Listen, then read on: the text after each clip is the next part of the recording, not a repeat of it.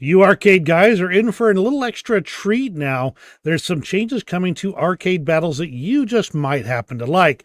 By the way, I'm Old Dead Man, your host. Welcome to War Thunder's website. We're looking at the latest following the roadmap devblog, or news item really at this point. They're adding to arcade ground battles a safe exit zone.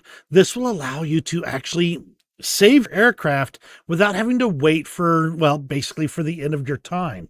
There's some advantages to doing that. For one thing, you get more rewards, but in particular, this should help you if you are trying to avoid losing out on those extra points and don't want to, like me, you don't want to jeopardize your aircraft. You always go for the landing if you can. Now, I'm not an arcade player, as you guys know. I'm a realistic battles player. To me, this doesn't actually change anything at all about the game, but for the arcade players, this might be very interesting indeed, especially since, as you'll recall, that in arcade, if you get to fly an aircraft, it has a timer attached. So once you've blown off all your rockets and all your missiles and all your ammunition, you basically just flying around with nothing to do. Now, maybe you've shot down all the enemy aircraft, maybe you've destroyed every tank you can, but in the end, you're going to end up with some time left over that you really just don't have much to do. And most people, they crash the plane. They dip it into the dirt, or they go and chase down something to ram into, whatever they've got to do to fill that time. Instead, you could fly it to the new safe exit zone. Now, the safe exit zone will look something like this. It'll be a zone designated on the map, a marker in the air, and once you get to zero, a distance of 0 from this marker, your plane will be effectively removed from the battle. Not as a crash or as an accident, but as a saved plane.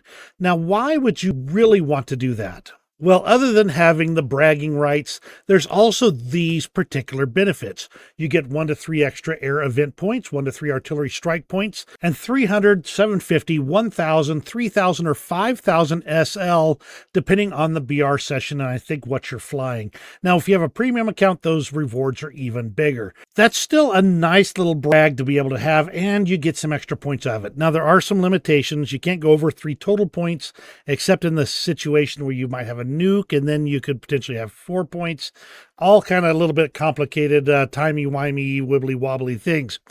But this should at least give you an incentive to save that aircraft.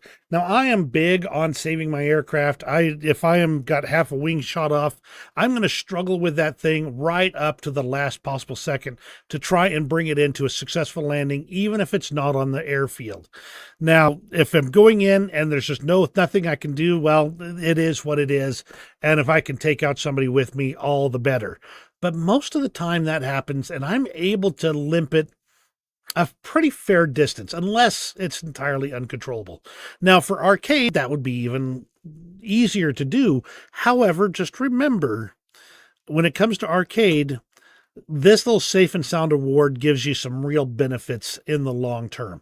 So absolutely take a look at it. Tell me what you think. When they add this exit zone to your arcade ground games, are you going to make use of it? Are the rewards worth it? As not an arcade player, I can't speak to that, but you let me know what you think in the comments below. Give me that old thumbs up if you enjoyed today's video. You have a great rest of your day, and we'll see you on the next video. All right, you Argyle, you Argyle guys, that's right. You're right, those Argyle guys that are joining into arcade battles. All right, let's try that again from the top.